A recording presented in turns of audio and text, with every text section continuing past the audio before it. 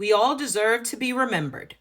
Traditional African spirituality used beer to honor the lives of loved ones who passed on. And even though many think pouring out beer is something only done by rappers and gangs today, the connection is much more spiritual. The dead are dying of thirst is an African saying that explains the spiritual belief that specific rituals must be performed before the departed can join the ancestors peacefully. Many of these rites of passing on involve beer. For centuries, beer and Black spirituality have been intertwined. When spirits transition and families gather and prepare their send offs, it's said that the deceased spirits are dangling between worlds.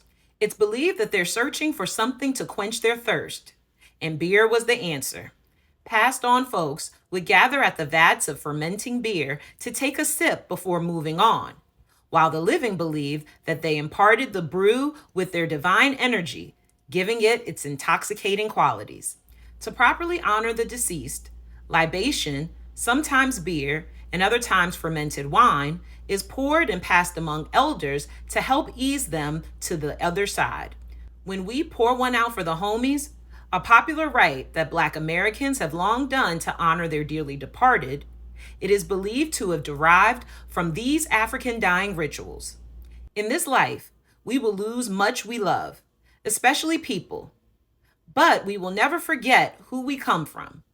Rituals and traditions help keep us close to the people and places that make us who we are. We all know schools aren't teaching Black history correctly. That's why PushBlack is so important. Will you support truthful, accurate, empowering Black history content with a donation? Click the link in our bio to donate now.